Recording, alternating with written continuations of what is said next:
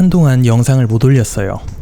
솔직히 말하면 이제 손해사정사 유튜브를 찍는 게 의미가 있을까? 라는 생각을 많이 했습니다. 요즘은 궁금한 게 있으면 뭐 챗GPT, 클로드, 제미나이 이런 AI한테 많이 물어보잖아요. 그럼 이 물어보는 게 사실 영상 한 편 다 보는 것보다 훨씬 빠르단 말이에요.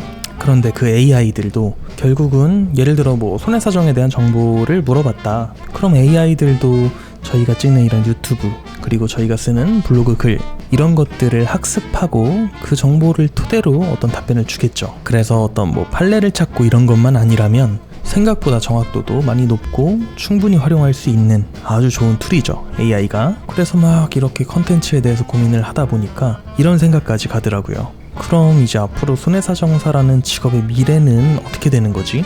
오늘은 이 고민 끝에 내린 결론에 대해서 얘기를 해보려고 합니다. 저도 손해사정 업무에 AI를 되게 적극적으로 활용하고 있어요. 그리고 뭐 업무뿐만 아니라 이렇게 유튜브 찍을 때 기획할 때도 AI를 활용하고요. 블로그 글 쓸 때도 AI를 활용하고요. 그리고 일상 다양한 부분에서 AI를 활용하고 있습니다. 너무 좋은 툴이죠. 너무 좋은 도구라서 사실 뭐 대체되느냐 안 되느냐를 떠나서 앞으로는 어떤 직업이 됐건 간에 이 AI를 얼마나 잘 활용하느냐 뭐 이게 제일 중요한 부분이 될 것 같다는 생각이 들어요. 그런데 일단 현재 시점에서 AI 때문에 손해사정사를 쓸 필요가 없어졌다? 이렇게 한번 되물어본다면 아직까지는 완전히 맡기기는 좀 어려울 것 같아요. 아까 잠깐 언급했지만 법률 쪽 내용 같은 경우는 실제 없는 내용을 되게 있는 것처럼 속여서 말하는 경우도 많고요. 그래서 잘 모르고 그냥 썼다가는 조금 곤란해질 수도 있을 것 같기도 하고, 그리고 이거는 제가 AI를 실제로 여러 분야에 사용하면서 느낀 팁 같은 건데요.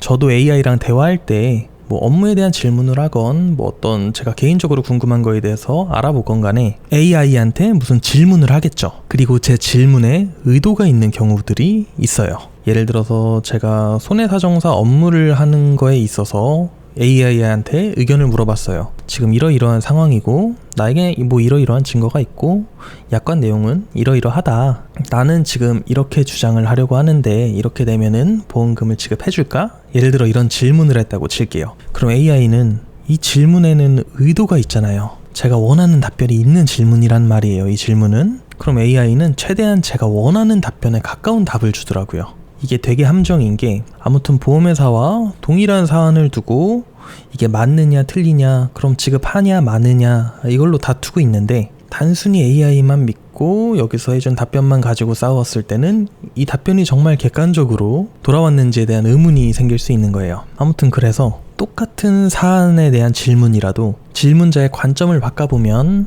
답이 달라집니다. 예를 들어 A의 관점에서 B에 대해 물어봤다면 반대로 C의 관점에서도 B에 대해 물어보면 답변이 달라질 수가 있어요. 그래서 이거는 만약에 AI로 이런 보험사와 싸우고 있는 분이라면 한 가지 팁을 드릴게요. 보험사 입장에서는 이걸 어떻게 반박할까? 아니면 보험사 입장에서 오히려 반대로 이 사건에 대해서 질문을 해보는 것도 도움이 많이 될 수 있어요. 이렇게 해야지 양쪽을 다 보고 내 문제에 AI를 더 잘 활용할 수 있게 될 거예요. 지금 말씀드린 건 그냥 갑자기 소소하게 팁으로 넘어왔는데 중요한 건 그건 아니고 진짜 핵심은 지금부터예요. 저희 손해사정일은 단순히 뭐 법 내용, 약관 내용, 의학 내용 이 내용을 가지고 주장만 한다고 끝나는 일은 아니에요. 만약에 이렇게 주장만 하고 끝날 수 있으면 지금 시점에서도 AI로 바로 대체가 될 수도 있는 직업이라고 생각합니다. 그 주장과 그 주장에 힘을 실어줄 증거, 근거 그런 것까지 만들어서 함께 주장을 하는 게 저희의 일이거든요. 그래서 단순하게 법률적인 내용, 의학적인 내용, 뭐 약관의 내용에 대해서 AI를 통해서 되게 그럴듯한 주장은 할 수는 있겠으나 그 주장만으로 어떤 일이 해결되기는 어렵습니다. 만약 이런 AI의 정확한 의견을 받아서 이런 주장을 받아서 그걸 뒷받침할 근거까지 현실에서 직접 만들어낼 수 있다면 그러면 손해사정사 쓰실 필요 없습니다. 그래서 현재 시점까지는 AI로 완벽하게 대체되기는 어렵다라고 생각을 했습니다. 근데 여기서 또 중요한 게 하나 있어요. 결국 저희한테 이렇게 사건이 오는 것들은 보험사와 뭐 피보험자, 피해자 이 사이에 이견이 있고 이 이견이 해결이 안 되기 때문에 저희한테까지 오는 거잖아요. 그런데 AI가 더 발전하고 뭐하고 하더라도 결국은 AI가 고객만 쓰는 고객만의 전유물은 아니잖아요.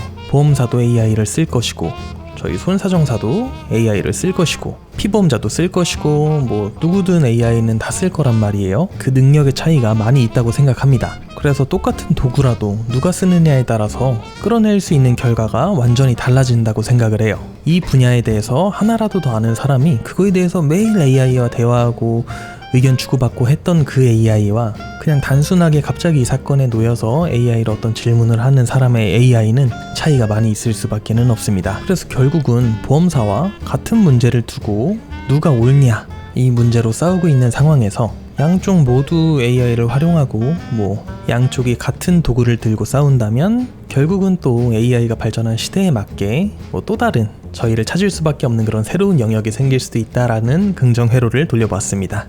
아무튼 제 결론은 이거예요. AI가 발전하면서 단순한 사건 수는 줄어들 수 있을 것 같아요. 제 생각도 그렇습니다. 지금 당장도 벌써 줄어든 걸 수도 있어요. 아직은 막 체감까지는 안 되는데 줄어든 걸 수도 있고요. 하지만 이런 도구를 제대로 활용할 줄 아는 전문가의 자리는 오히려 또렷해질 수도 있을 것 같아요. 그래서 앞으로 콘텐츠의 방향도 정리를 했습니다. 앞으로 단순 정보 전달 콘텐츠만 찍는 건 큰 의미가 없겠다. 이렇게 결론을 내렸고요. 이 채널은 앞으로 손해사정사가 어떤 식으로 일을 하는지 조금 보여드릴 수 있는 부분에 한해서는 보여드리면 좋을 것 같고 또 보험 이슈에 대한 저희의 생각들 그리고 독립손해사정사가 어떤 식으로 일과를 보내는지 이런 거에 대해서 관심 있는 분들도 있을 수 있을 거라고 생각을 해서 이런 거 위주로 한번 찍어보려고 합니다. 물론 정말 좋은 정보가 있다면 당연히 정보 컨텐츠도 찍을 거지만요.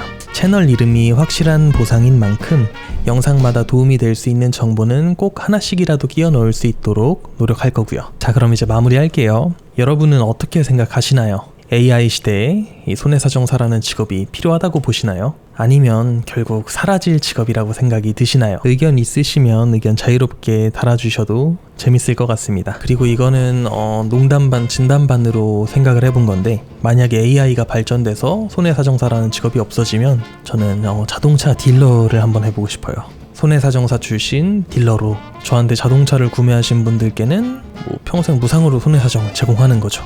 AI가 아무리 발전해서 AI로 대체할 수 있다지만 사람이 대신 사람이 도와주는 게 더 마음 편하잖아요. 농담 반 진담 반으로 한번 해본 이야기고요. 만약 보험사 풀리지 않는 사건으로 고민 중이시라면 제 영상들에도 정보들도 많고 제가 유튜브를 그렇게 많이 찍지는 않아서 제 영상이 아니더라도 이런 보상에 대한 영상들 많잖아요. 영상으로 먼저 방법 찾아보시고 그래도 막히시면 언제든 아래 고정 댓글 같은 건 늘 남겨둘 테니까 고정 댓글 통해서 상담 문의 주세요. 그럼 다음 영상에서 또 뵙겠습니다.